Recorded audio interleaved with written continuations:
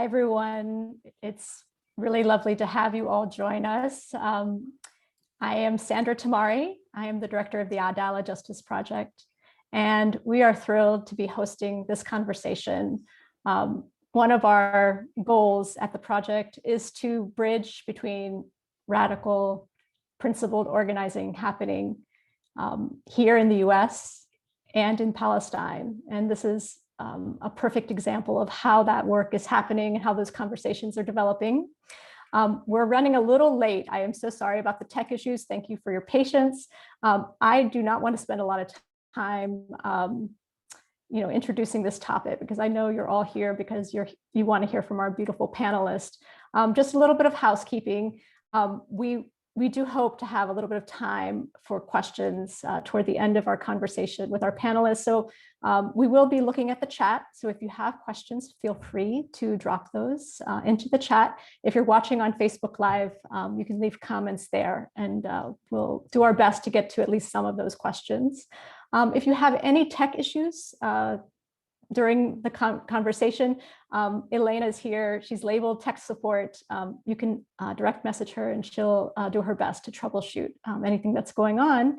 And then we really do encourage you to use the chat to affirm the speakers, to lift up things that you're hearing, and to introduce yourselves to each other. We really hope that this will be a real good community space.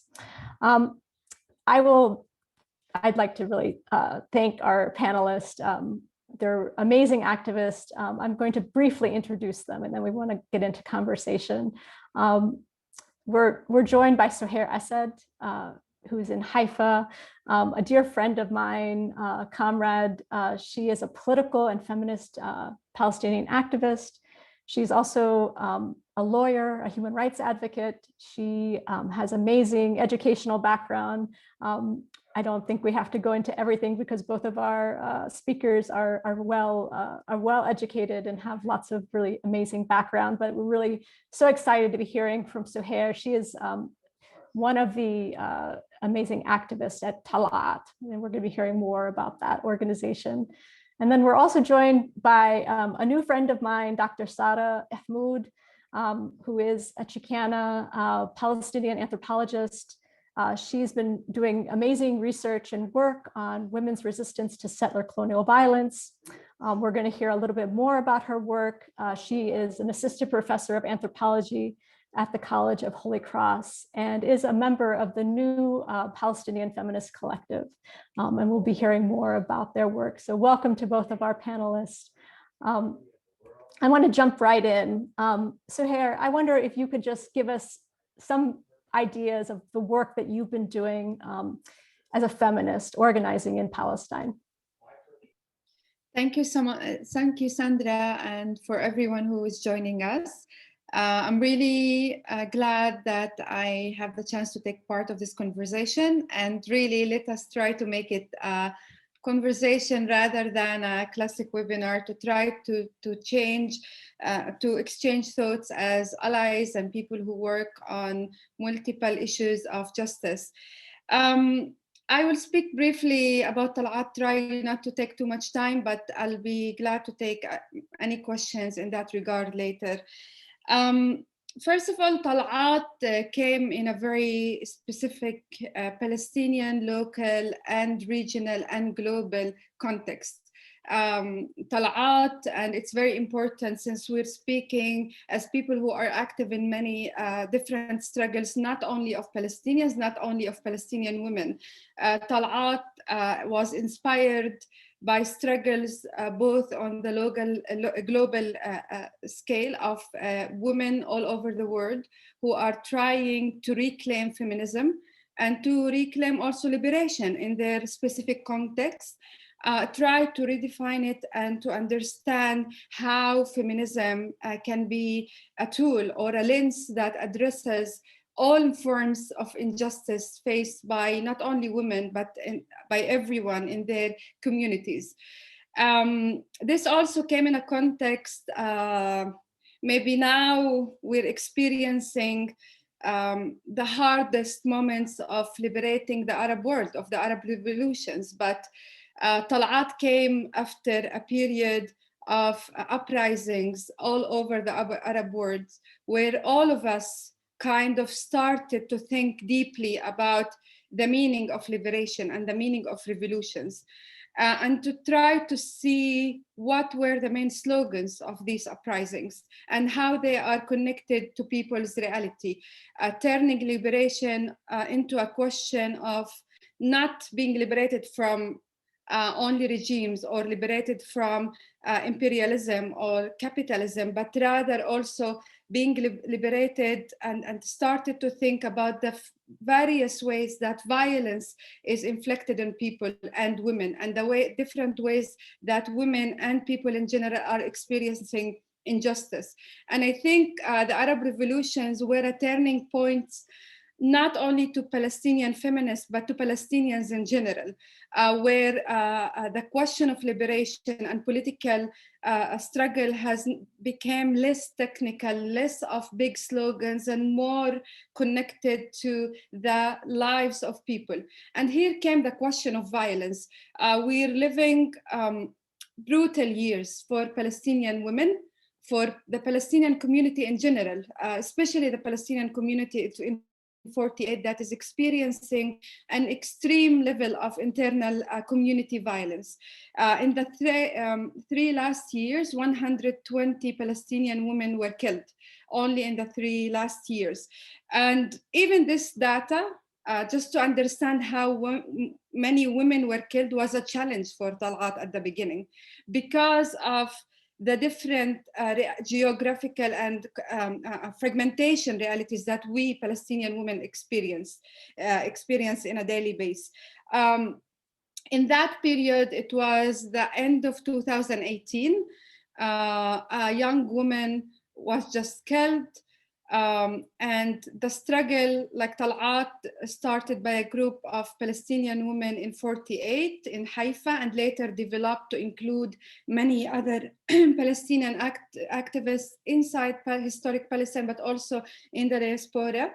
And then the reaction to the question of violence was organizing by Palestinian women in 48, joined by Israeli women in a strike inside Israel. And we thought that this kind of struggle is problematic in so many levels because it tries to connect with our pain, with what we're losing in a daily basis and what we experience as Palestinian women in a way that is not related to our context. It's picking the kinds of violence that people want to be in solidarity with and that people want to protest. And we know that violence that we experience, and not only Palestinian women, but women everywhere, is much more complex. We are not only facing violence domestically in our families with from people that are relatives or people that we love. We face violence, political violence by Israel. Our families are fragmented by Israel, by the ban on family unification, for example.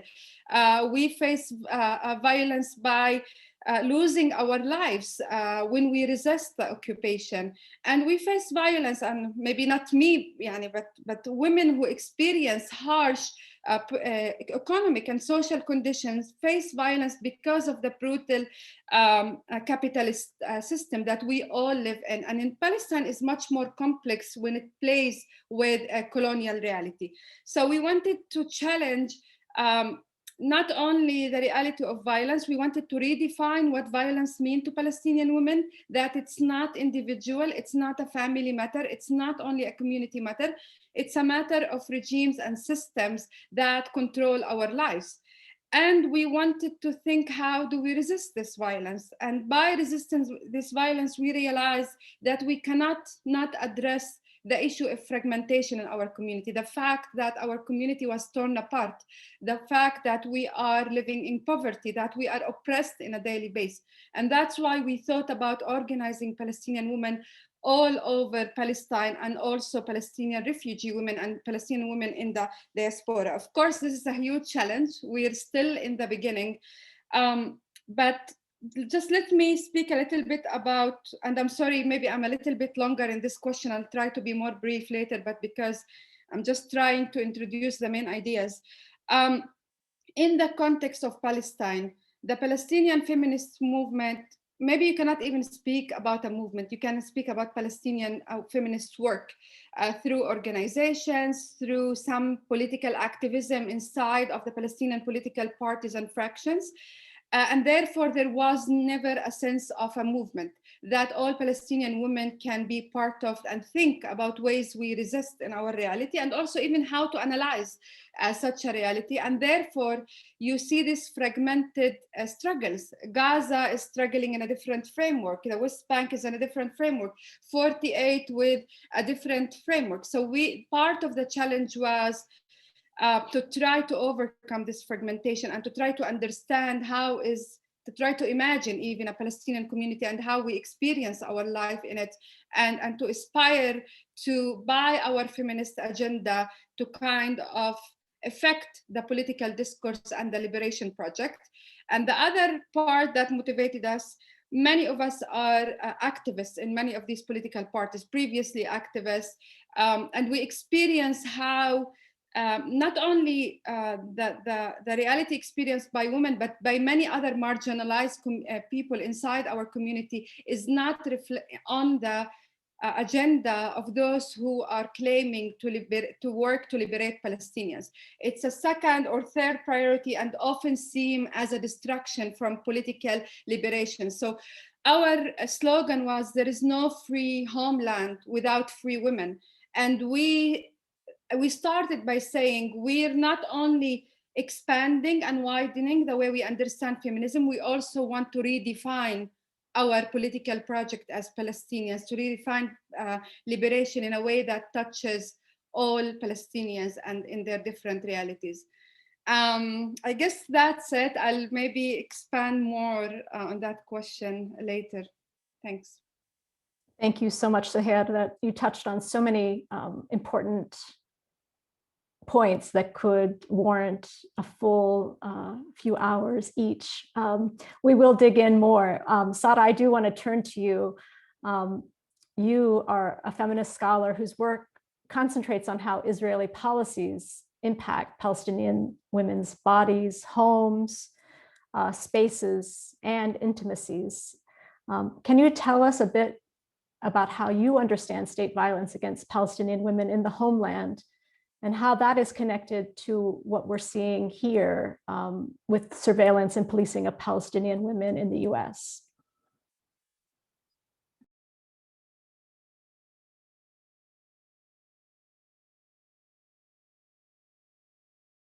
We need to unmute her, I think.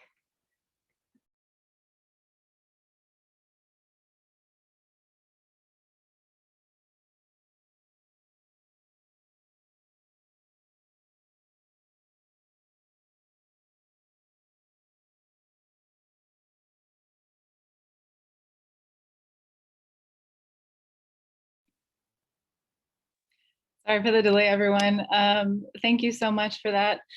First of all, thank you, a huge thank you to Adalah Justice Project, and particularly Sandra and Samaya for making space for this conversation. It's such a privilege to be here with you all today.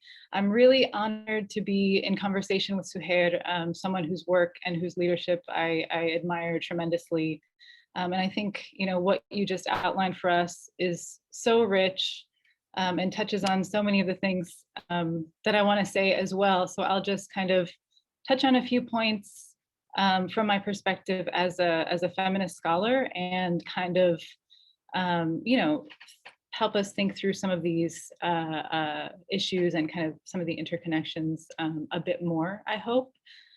So I think, first of all, this question that you're raising, Sandra, is really important because, one of the things that's implicit is, again, something that Soheir raised: how do we understand gendered forms of Zionist colonial violence as they operate across various spaces, right? From the homeland to the diaspora.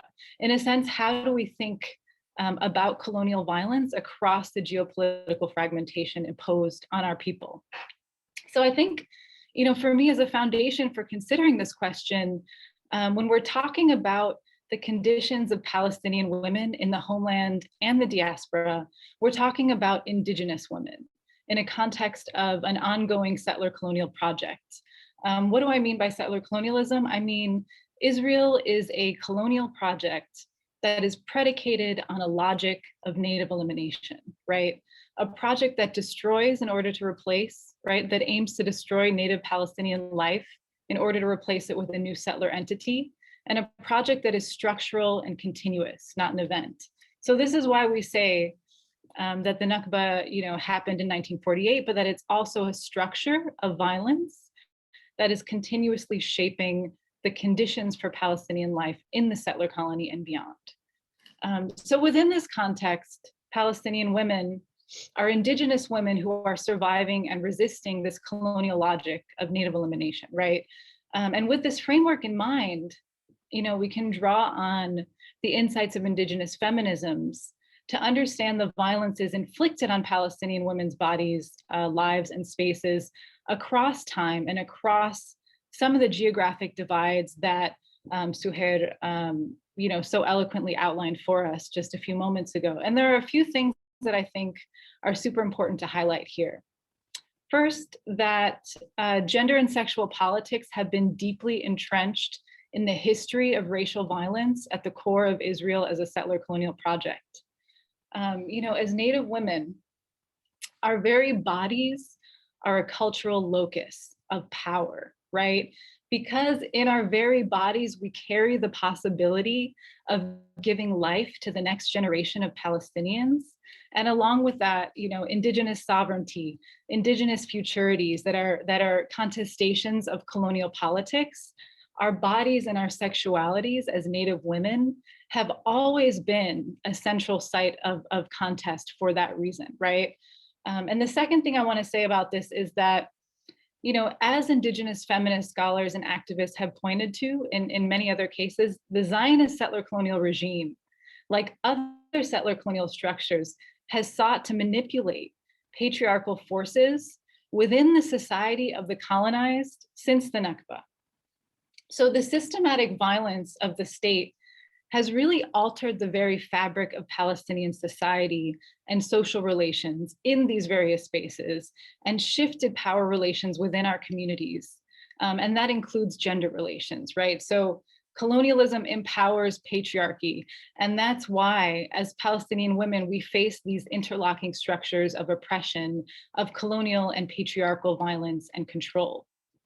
And the third thing I want to say is that the Israeli regime's systematic use of gendered tactics to oppress Palestinians, which has empowered patriarchal structures and control in Palestinian society, has also helped to exclude Palestinian women historically from the various spheres of politics, right? Or targeted those who are politically active.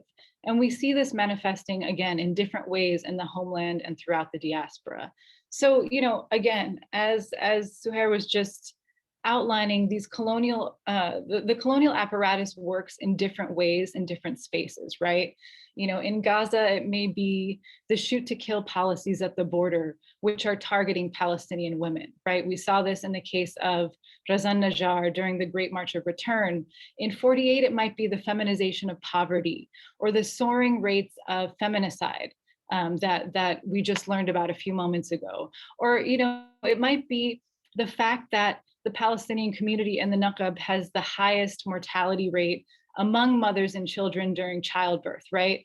In occupied East Jerusalem, it's the demographic politics, the surveillance and policing of Palestinian home spaces, education, and more. In the occupied West Bank, it might be the imprisoning of our female political leaders, right? Or the systematic sexual violence and torture in the Israeli prison system.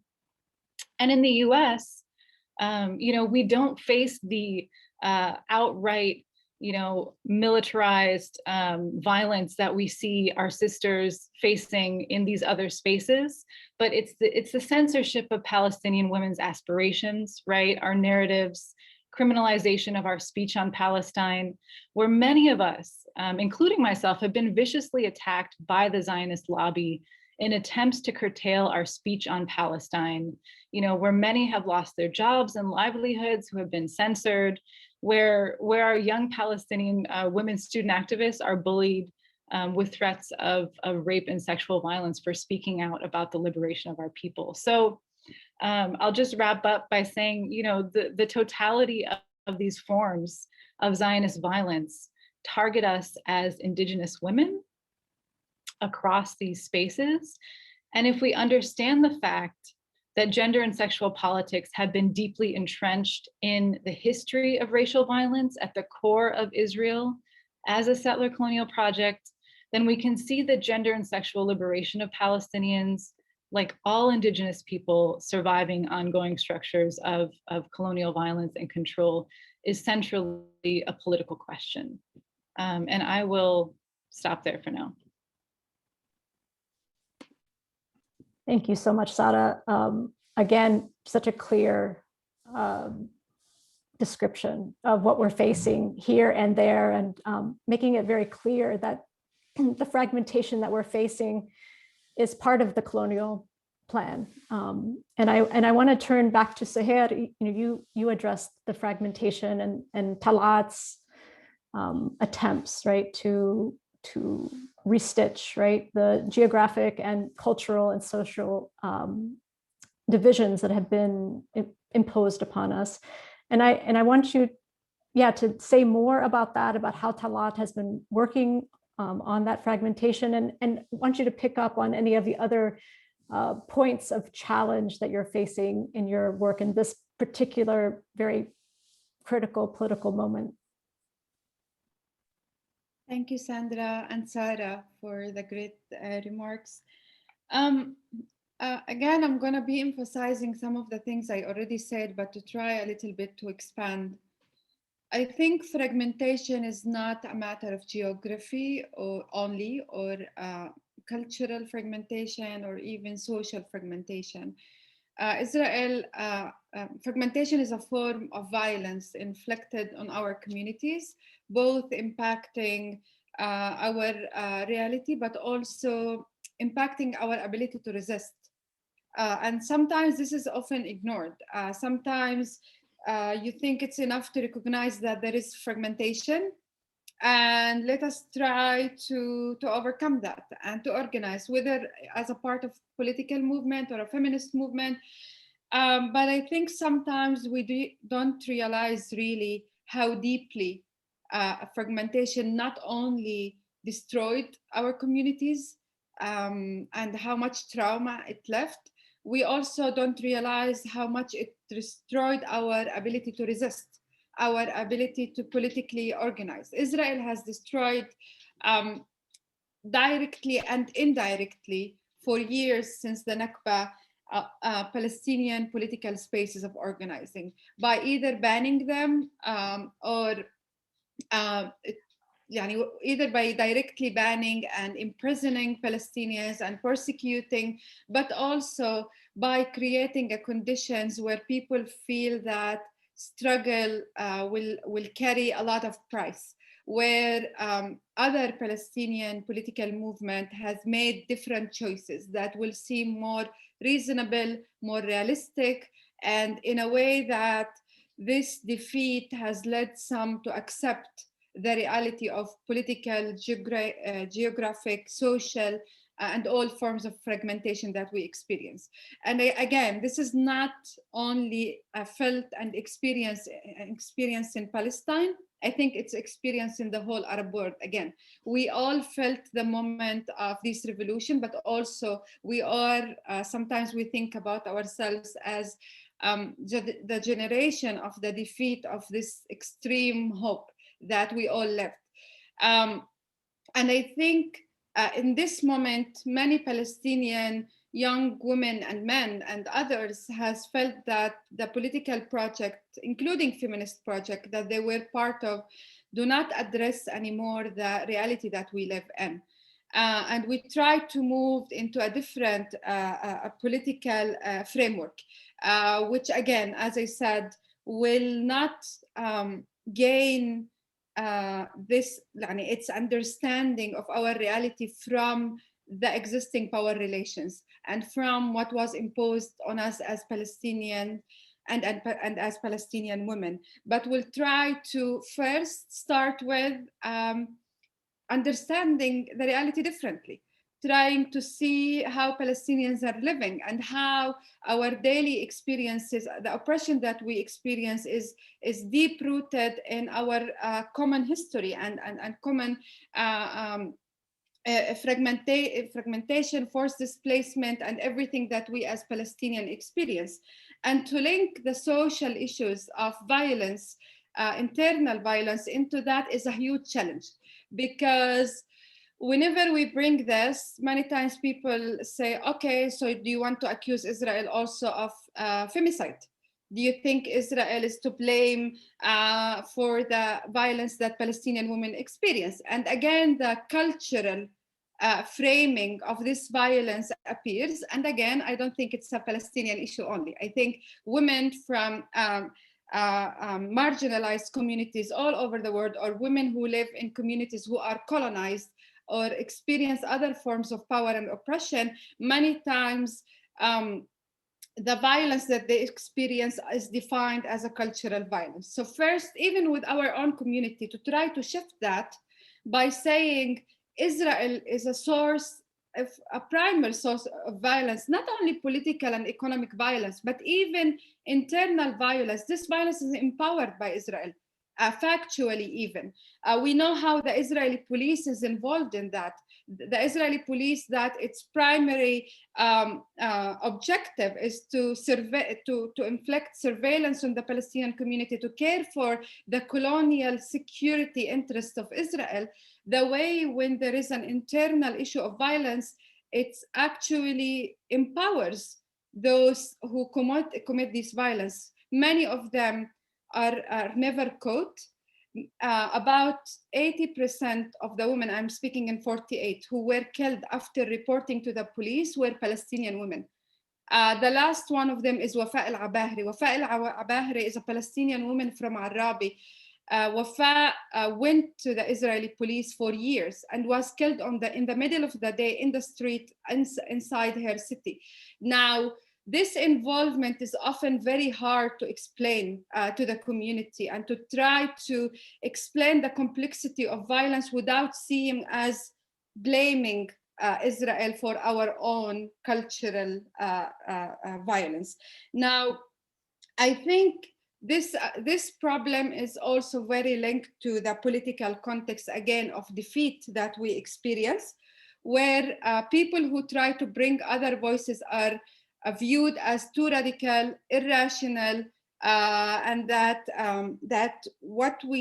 although what we present is more just, but it's unachievable, and therefore Palestinians need to compromise. Now, what we try to say is that what's on the table is not reasonable. Injustice is not reasonable. And the reality that we experience, the fragmentation, is reasonable. But I think the gap between us being able to say that and to think about that, and then transforming this into actually organizing ourselves despite all the challenges, including the geographical challenges. We're women in the West Bank, in Gaza that is under blockade, in 48, in the diaspora. It's a very hard task. And therefore, this shifting from only analyzing and thinking radically about transforming our realities and redefining the way we see the liberation feminist and political project into actually doing it and organizing, when Israel has not left us one space that was not harmed badly by its oppression. It has been an extremely challenging task for Tal'aat. And I think it's not extremely challenging for Tal'aat only. I think it's a huge challenge to organize in Palestine with this context, where Israel's project is progressing, the amount of oppression is growing. Many powerful states, including the United States, including others, have been always, but are even more than any time in history, supporting this colonial project, where the Arab region and many regimes in the Arab region are not only normalizing with Israel, but are also allies of Israel. in the region. I think, and where our political project is facing defeat, is fragmented, and is really willing to accept so little justice for Palestinians. And I think any project that will try to challenge that will face a lot of difficulties on the path. Thank you, Soheir. This is really important and complex ideas that you're putting forward. And I want to put a pin in this idea of how we try to have consciousness about our collective experience of oppression and how that will help us. But I want to turn to Sada, because I'm excited to hear more about what the Palestinian Feminist Collective, which you're a part of, has been doing. I know that earlier this month, International Women's Month, a pledge was released calling on all people of conscience to recognize Palestinian liberation as a feminist issue. And I wonder if you could just tell us a little bit about the collective, the pledge, and why the collective launched that pledge as the first outward-facing activity. Of course. Thank you so much for this question. So, the Palestinian Feminist Collective, just to give you a very brief overview, is very much still an emergent US-based body of Palestinian and Arab women and feminists. And I say emergent here because we're still very much in formation, right? And one of our central commitments is to centering, precisely this interconnectedness, which Soheir is speaking about in terms of gendered and social liberation as a critical component of our vision and discourse and strategy for, national liberation as Palestinians. So we're an intergenerational group. Our membership is composed of artists, activists, practitioners, thinkers, scholars, organizers, and so much more. Our organizing process began in 2019, and it began as a conversation with feminist activists on the ground in Palestine who were rising up against the soaring rates of gendered violence and feminicide in particular, particularly, Tal'aat and the incredible inspiring work that they've been doing. And part of this conversation was around this issue of the intersections of patriarchal violence within our own communities in Palestine and in the diaspora, and the violence of Zionist colonialism and Israeli military occupation. So, our formation as a collective was very much inspired by the work of Tal'aat and other feminist activists in Palestine. And at the same time, another major issue, and one of the central reasons we decided to launch this pledge in this particular moment, is to counter the Zionist repression that we face in the US as Palestinian women and feminists, and to counter liberal feminist agendas that have historically marginalized and erased our voices and histories, and in fact have been complicit in colonial violence directed at our people. So, there has been, at best, maybe some would say an indifference, but maybe more aptly, an explicit antagonism, right, of mainstream liberal feminist traditions in the US to the struggles of the Palestinian people in general, and those of Palestinian women and queer communities in particular, in part because of the nature of our political struggle as an anti-colonial struggle, which has been held captive in many ways under the hegemony of the Zionist gaze, including, well-funded Zionist organizations in the US that have expressly sought to silence and even criminalize public debate that is critical of Israel and the question of Palestinian liberation. And we see this very clearly, most recently, perhaps with the various administrations' adoptions of the new IHRA definitions of anti-Semitism, which conflate, anti-Zionism with anti-Semitism and practices like this. And within this, there's this, implicit Orientalist, Islamophobic, imperial feminist move that has really appropriated women's rights discourse as a means to justify and normalize colonialism and oppression. So, one of the things we draw attention to in the pledge is that, while there is a long history of Black feminists, of Indigenous feminists, and other radical women of color solidarities with Palestine, how do we explain the lack of open feminist solidarity with Palestine in the United States? While there are, particular cases of explicitly Zionist sympathies on the part of some liberal feminists, as other Palestinian feminist scholars and activists have noted, more generally, perhaps the silence on the part of mainstream feminist movements has to do more so with the success of Israeli state messaging that depicts Israel as a liberal democratic society that is exceptional in the MENA region, right, for its openness to women and queer emancipation, what some have called feminist washing and pink washing, right? So embedded in this politics, I think, are these Islamophobic and Orientalist assumptions about Arab society. Again, I don't want to repeat too much of what Soheir has already said, but it implies the essential incompatibility of Arab and Muslim societies with women's emancipation or queer emancipation, which again occludes or hides the deeply heteropatriarchal, violently misogynistic elements at the core of Israeli state formation.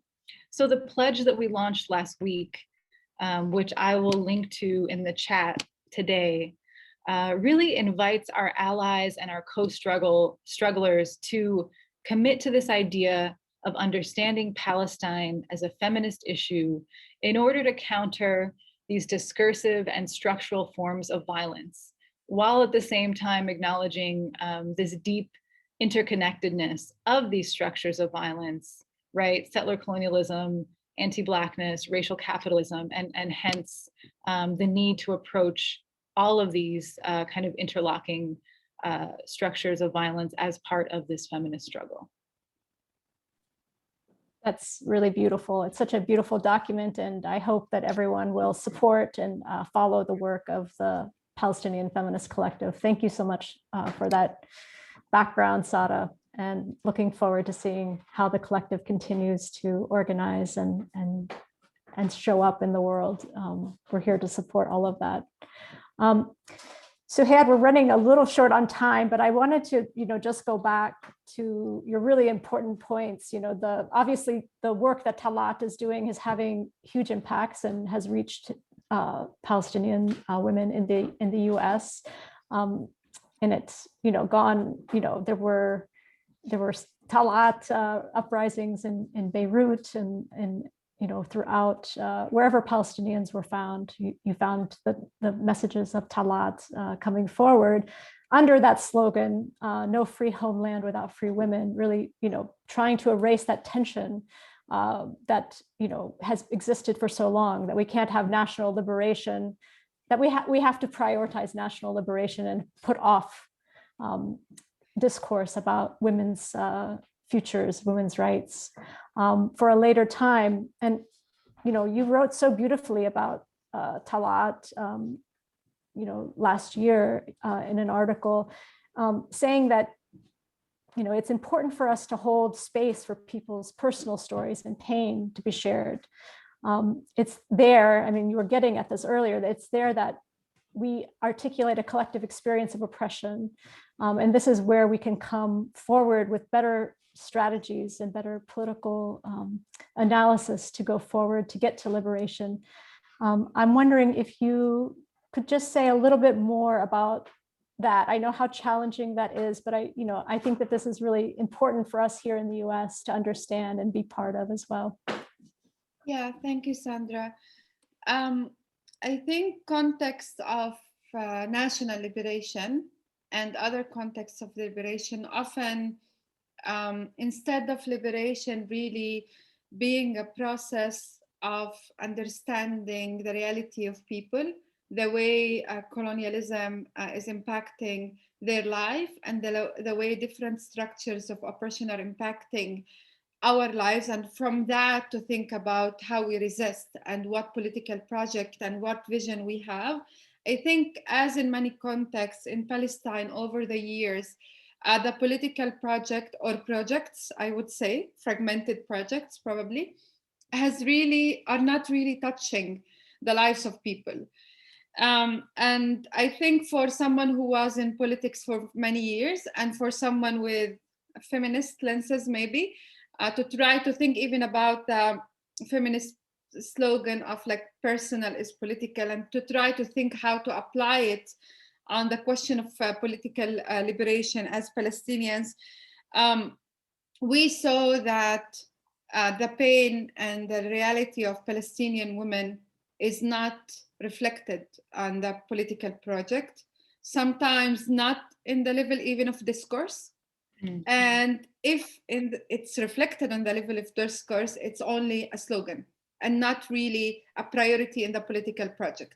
And I think not only the question of women and their realities, but also the question of class and economic oppression is very absent from the political projects in Palestine and even the debate.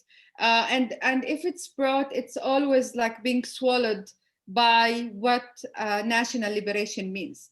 And I think what we try to say in Tal'aat is that the essence of liberation is thinking about the liberation of people from their experienced oppression. And by trying to give people first to redefine their realities, because often when you experience extreme oppression, even when you're aware, sometimes you think about this oppression as your own private individual problem, rather than an issue that is really connected to many forms of violence and oppression that other people experience.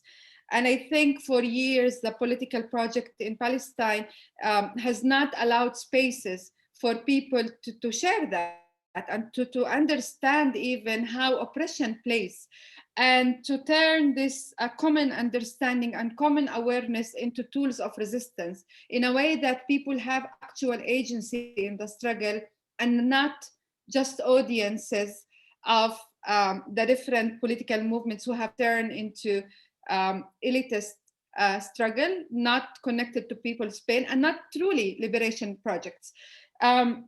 So I think what we try to say is to try as feminists not only to think about what our feminism means, but how feminism tools can really be helpful to address forms of injustices that people experience. And in a way, for the first time, instead of being defensive, and for years, Palestinian women has been defensive. No, we're not distracting the National Liberation Project. No, but to try to reflect that and to come and say, we are challenging you. Are you truly trying to liberate Palestinians? And who are the Palestinians that you're trying to liberate? And when you say you want unity in the process of liberation, and therefore we cannot be distracted by questions of class or questions of oppression of women or LGBT community or others in the Palestinian society, we ask you if this unity will pass over our bodies, our lives, and our daily experiences. And then there is a problem with this framework. And I think it's the same question that oppressed people who marched in the streets in the Arab world and who are marching in many other parts of the world are saying, actually, that even the classic, not only regimes, but the classic even political elite and opposition that has spoken in our names for years does not reflect our pain anymore. And therefore, we can see not only slogans about political freedom or democratic transformation, but rather questions of social justice, questions of poverty, questions of social,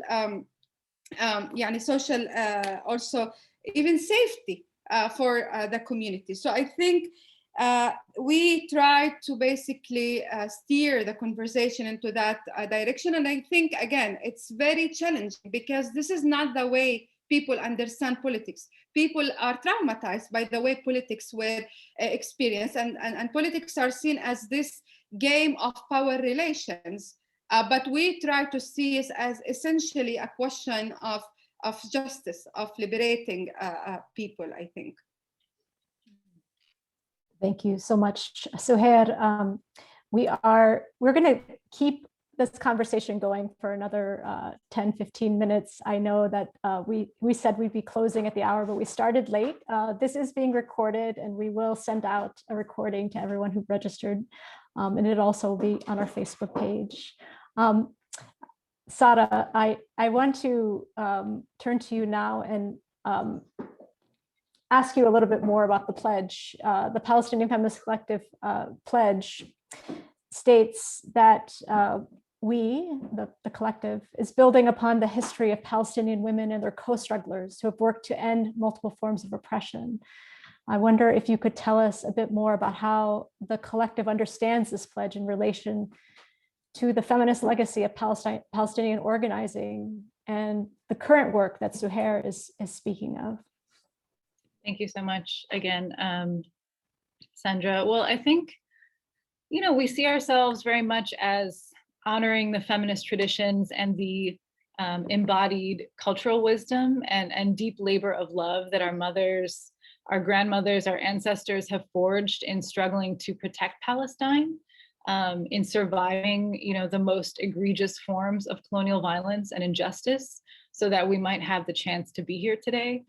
Our organizing work very much seeks to uplift the work and the legacies of those who've contributed to the Palestinian radical tradition, whether it's in the more formal political spaces or those informal spaces that have traditionally been marginalized or erased, even by our own political movements, right? The care work, the holding together of our social fabric, these modes of sociality and relationality that are so critical to our survival as Indigenous people, the everyday refusals of Zionist colonial violence that we know is always foundational to more visible forms, right, of anti-colonial struggle. And we're also honoring the work of Palestinian women in the diaspora, their political organizations, right, the Palestinian women's unions prior to Oslo, the movements to keep our culture and our traditions alive. And of course, our work is very much inspired by the ongoing organizing of groups like Tal'aat, who are insisting on, analyzing and organizing our people across, these various spaces of fragmentation, who are insisting that we cannot separate the social from the political, and who are urging us to consider, super important questions like, what does a feminist version of Palestinian liberation look like, right? What paths do Palestinian feminisms offer us in terms of reimagining and redefining our collective liberation?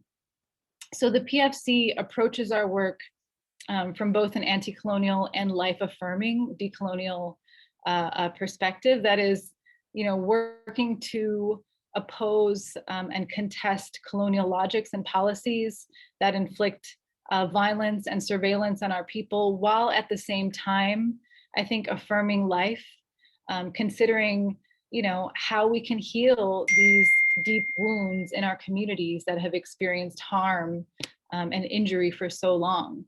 I think, the final thing I'll say is we have an incredibly rich archive of Palestinian feminist organizing that we draw inspiration from, and we uplift, and we're indebted to the collective struggle and the visions and the wisdom of those who've come before us. And this includes, the visible and the not so visible ways that Palestinian women have undermined the colonial system, have theorized the system, materially resisted with their bodies, right, through their critique and care and love toward each other in ways that have enabled them to survive and to really create and imagine a different future for themselves and for our communities. That's beautiful. Thank you so much, Sara.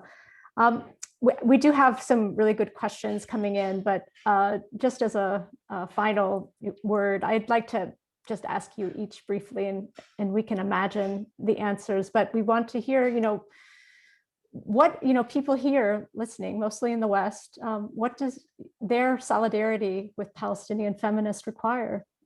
I'll ask Soheir to address that first. Yeah, thank you, Sandra, for this question. I'll try to be really brief.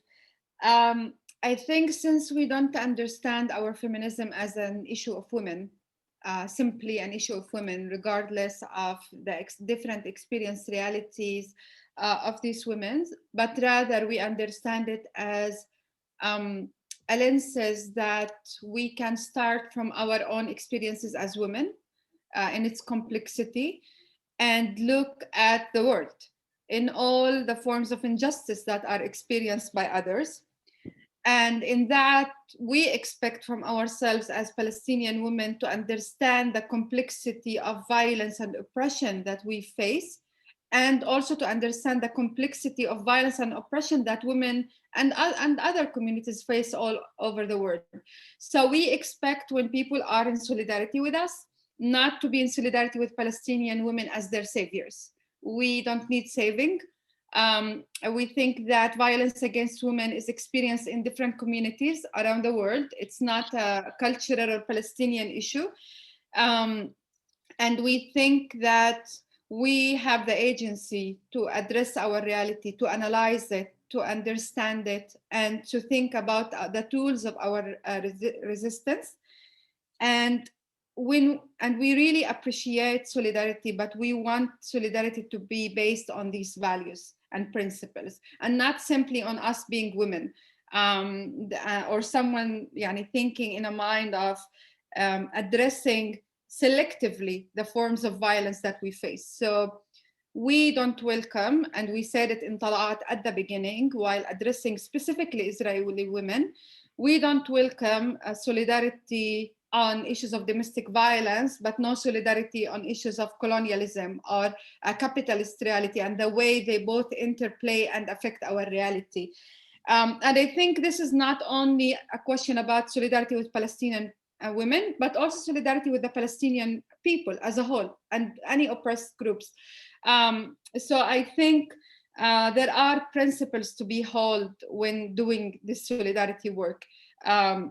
Sticking to principles and values of justice, realizing one's own position vis-a-vis the oppressed community, and recognizing the power relations, and sometimes allowing us to have our own conversation. Because part of sometimes what we really wish and dream of, to stop thinking about this question. And when Tal'aat started, we issued a PR saying that we wish to have our own conversation. We wish to have finally a space for Palestinian women, even to think before even resisting. And people took it so hard. They called us racist, they called us exclusionist, and I just didn't get it. And suddenly, somehow people want to take the conversation to be about them. Why won't you accept that? Why won't you accept our solidarity? We simply won't accept you being the subject. We will accept solidarity behind us, with us, thinking about our own reality and creating our strategies and tools of resistance. So this would be the solidarity that I think is an honest and true solidarity. And I think we are expected to do the same when we are in solidarity with other women and other oppressed people around the world. Yeah. Great set of principles. Sara.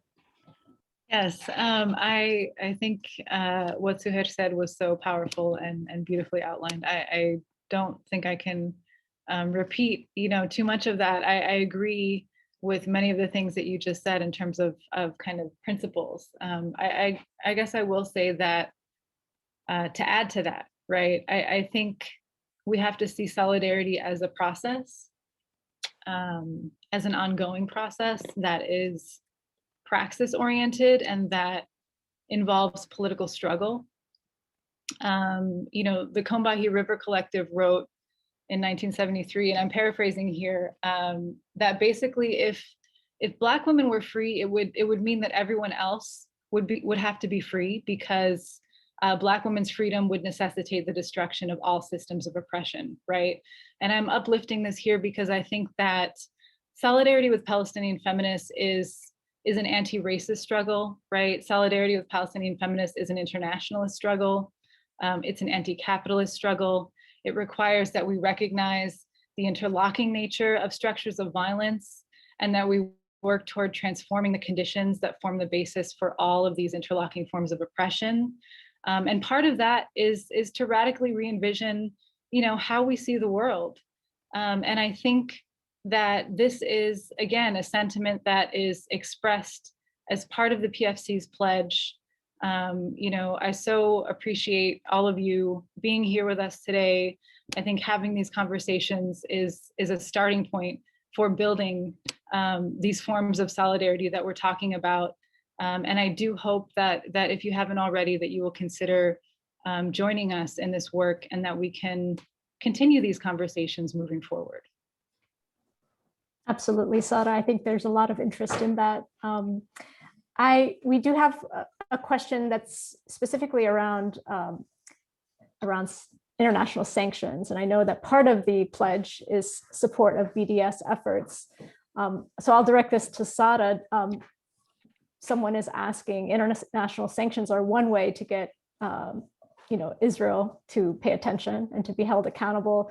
Do you have specific guidelines or ways that people should be supporting that effort? Effort for international sanctions. I haven't given this much thought in particular, but I will say that BDS is a core part of our pledge. It's one of the primary commitments that we ask folks to sign on to, and I can share some additional information on what that means. But on a very basic level, the BDS movement works to end international support for Israel's oppression of Palestinians, in part by pressuring Israel to comply with international law. And this is a call, that's been waged from Palestinian civil society organizations and movements for many years. And so I think, all of these issues are interconnected and are a core part of how we're, envisioning asking folks for commitments to be a part of Palestinian feminism today. Thank you so much, Sara. Soheir, I'll turn to you. There's a question here that's wondering how supportive are established Palestinian feminist organizations of the work that Tal'aat is doing? Are they involved in the collective? I guess I'm assuming that's for the Palestinian Feminist Collective, but I'll start with Tal'aat. Soheir. Yeah, thank you, Sandra. I think we cannot speak about established feminist organization in one way, because these groups really are different. In Palestine, most of those who do feminist work are NGOs, who are really, even though they try to change this, or some of them try to change this, function within fragmented framework mostly. And that's partially because of the wider picture of fragmentation of the Palestinian people, but also because the work is more of project-based work and has to address women's realities where they are. And sometimes they need to deal with authorities and social welfare and protection of women and many others.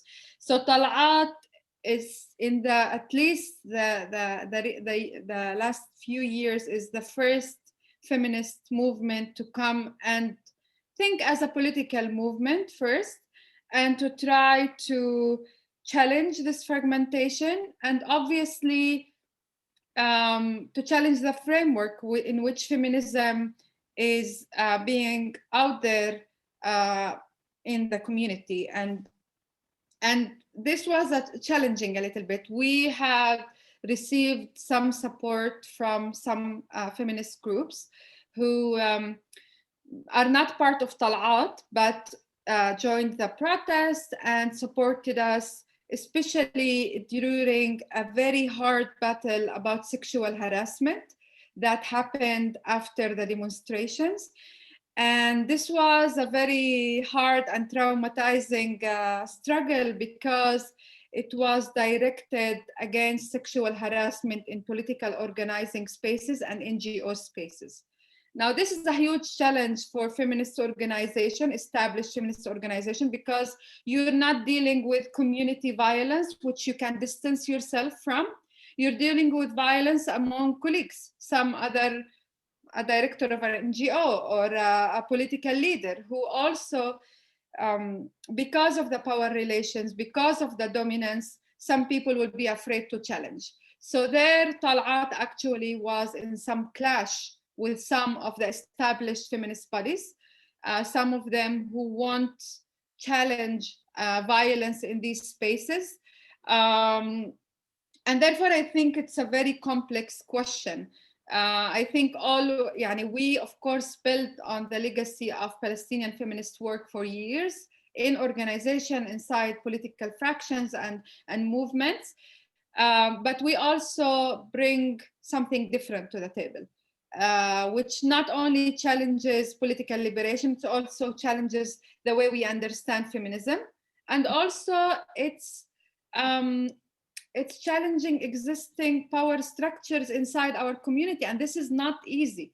It's easier to come and say Israel is, for at least feminist groups who are part of the national struggle, it's easy to come and say Israel is oppressing us, or we experience social violence, etc.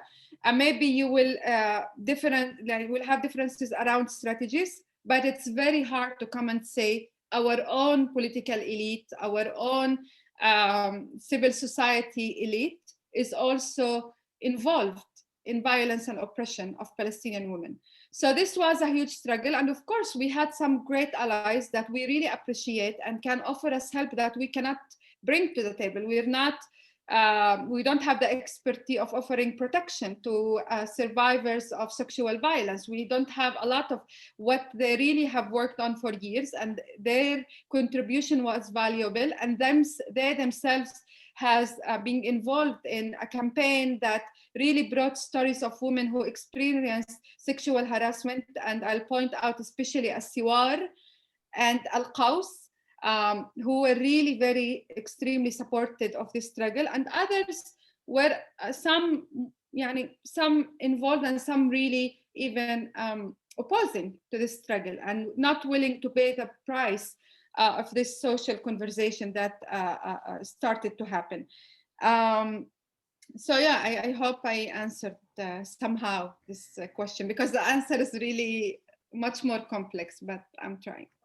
No, that's really important. I think this is, obviously a huge struggle for all of us, is how do we deal with this intra violence that the intra-communal violence that all of our organizers are facing. We are coming to the end of our time, but I want to allow our panelists a final word. If I'll start with you, Sada, if you'd like to, add anything. There's a question, if you want to address it, about what Palestinians in the US should be doing. How do we stay in touch with the collective and with the work? Absolutely. I think, as a closing, I just want to thank you again, Sandra, Samaya, Ari, Elena, and the whole team at Adalah Justice Project for organizing this event, for making this space. I want to thank Soheir for being here and being in conversation. It's such a privilege, and I think part of what it means to build a transnational Palestinian feminist movement is to have these conversations, is to be able to reflect on the different challenges that we are facing and the different landscapes of feminist struggle that there are in these different spaces, right? So that we can build kind of effective resistance strategies moving forward in the future. And I want to thank you all for your wonderful questions. I hope that you will stay in touch with us. If you'd like to learn more about the Palestinian Feminist Collective or potentially join the work that we're doing, I'll drop an email address in the chat so that you can stay in touch. And again, just deep gratitude for all of your work, and Soheir and to Tal'aat for your visionary organizing in Palestine. Thank you so much, Sarah, and every success to the Palestinian Feminist Collective. We'll be continuing to do everything we can to uplift the work that you're doing. Soheir, a final word. It's very hard to have final words after such a complex discussion. Again, I think, I guess what we're trying, and I will refer to something that Sarah said previously, that we are here in a context of being in connection with Palestinian feminist movement in the US. And I think this conversation is crucial to us as Palestinian women, and it's a complex one, because we have to work and struggle within our different contexts, but we always need to aspire to have this Palestinian conversation despite fragmentation, despite the destruction of our communities, and it's not an easy task.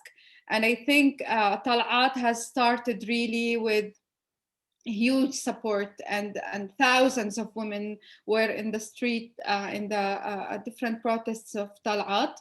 But we really now trying to slow down and to think, because again, the task of political organizing in this context is not an easy one, to try to think how we organize on our different specific reality and really address them and really address what people are doing, but also to keep an eye on the holistic vision of liberation is not an easy task. And at the end, I really want to thank you, Adalah Justice Project, for organizing this. I want really to wish all the luck for the Palestine Feminist Collective. And I really appreciate everyone who is with us now, who is really part of this process of solidarity between different oppressed communities. And I think, again, as Sarah said, this is a process, and we need to keep reminding ourselves while we're doing it, and to think about our position in this solidarity. And I think, again, as Palestinian women, we expect solidarity that is based on our reality, the reasons why we experience oppression. So solidarity that tackles colonialist reality, that tackles capitalism, and that tackles all forms of violence. And we are expected, again, to do the same, to look at the different struggles globally, but also specifically in the US, of Black women, of Indigenous women, of workers, of others, and to be inspired and to learn more about these struggles, and to see how we can exchange analyzing this reality, but also being inspired by the tools and the strategies of resistance. And I think this conversation could be maybe a start for more. Thank you all again. We certainly hope that this is only the beginning. Thank you so much, Soheir. Thank you, Sarah. Thanks to the amazing team behind the scenes. We're so grateful to all of you. This conversation has given me lots of renewed hope. Not only is the future a feminist future, but obviously the present and our past is a feminist a vision of what the world should be. And we'll continue to organize. Thanks to everyone who joined us. We are excited to continue to have more of these conversations. And we'll see you all very soon. We're going to go out with some music, so you can say goodbye in the chat. Thank you again to the panelists. Bye-bye.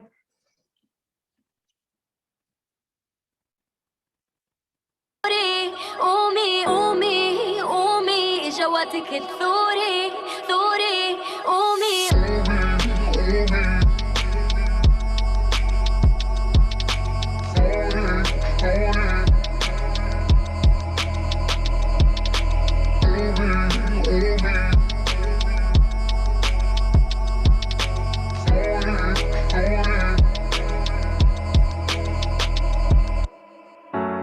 واقفة عالي راسك مرفوع امسح دموع سمعيني صوتك